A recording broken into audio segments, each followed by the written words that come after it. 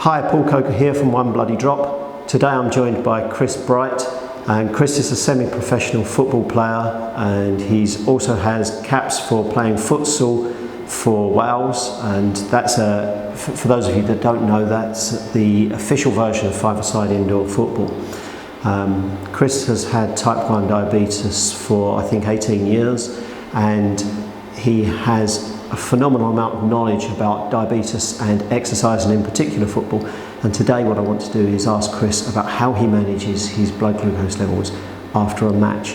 So Chris, for me when I run, I know that my chances of going hypoglycemic after a run are increased, and typically in the window of about 8 to 12 hours after a run. Do you have a similar experience after playing football?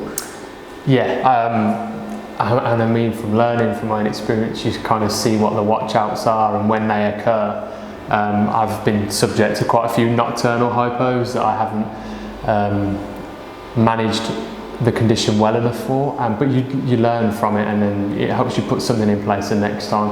I've certainly noticed post-game that if I sort of work with going after a heavy carbohydrate meal post-sport, I tend to eat a silly amount of food after a game. I mean, I'm normally very hungry, and it's a normal experience for most people. But I reduce the short-term insulin that I'm taking, so my bolus then for that meal is probably reduced by about 25%, to try and counteract the fact that I know that my muscles are going to be sapping as much glucose as I can to recover post-exercise and post-game.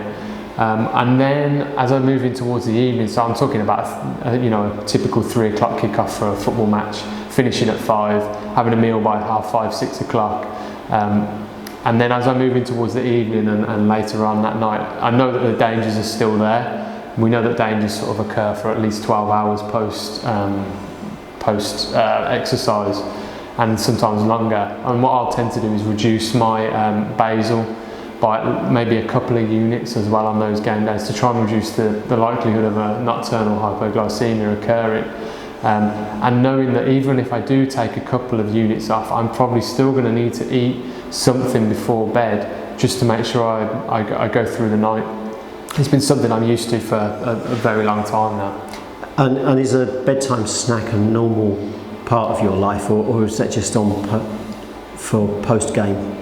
It's a normal part of my life. It's been a part of my life ever since I was diagnosed. I think it's part of me that thinks it's part of the routine, and there's a part of me that knows it's important for sport and around game days especially. I know I need to have something. I know I'm not going to be able to get through the night hypo-free if I'm not eating something prior to going to bed. Excellent, thanks Chris. This question's for the adults out there that are playing football. So many of the rituals around football are to go and play the game, go for a meal afterwards, then have a few beers. Are you able to join in with your teammates and have those few beers, or is that a no-no? I can't say that I haven't joined in, because I do join in and have a few beers after the game and after. But what I would say is that this phenomenon I'm talking about of having hypoglycemia, if you start to put beer into the equation after you've played a full game in 90 minutes, it starts to become even more dangerous. We know that alcohol it often takes you up, but it shoots you down really quickly as well after with the dehydration.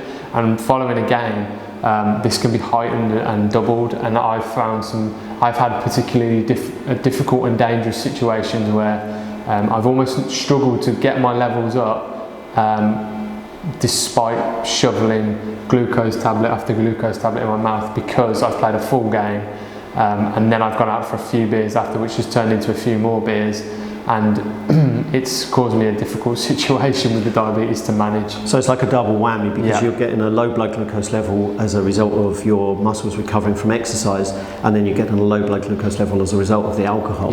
And so that then becomes a very difficult situation to manage. And again, that's a common story for me. If I go out and do a half marathon, a lot of the time other runners will be saying, "Oh, come for a beer with me." And there have been occasions when I've done it, but it does make the recovery a lot more complicated. I wouldn't recommend it, but having said that, we've got type 1 diabetes, we've got to live with it, and you do what you can to manage it and be as normal as you possibly can. So I think that the healthcare professionals out there would say don't do it, and I would concur with their advice, but in the real world we know that it's going to happen, so if you're going to do that, just be careful, I think would be my message. Thanks very much, Chris. You've given us a load of really useful information, and I'm sure that the audience out there at onebloodydrop.com will be grateful for the advice that you're giving. And can I just get you to share again the website that you have for your diabetes football community, please? Yeah. So the website is www.thediabetesfootballcommunity.com, and if you want to follow us on social media, it's just searching to Facebook, the Diabetes Football Community will come up, and on Twitter we're at TDFC Diabetes. And in case you missed the earlier video where we were talking about the diabetes football community, I think this is a fantastic project that Chris has set up to help people who have type 1 diabetes to play football, and it's a project which is sharing the experiences that he has had and other players have had in playing football and how they actually manage their diabetes. It's very closely aligned to what we're doing here at One Bloody Drop, and I just think it's absolutely wonderful, and I know that it's one of Chris's passions. So thanks, Chris, for being here today and for sharing your knowledge.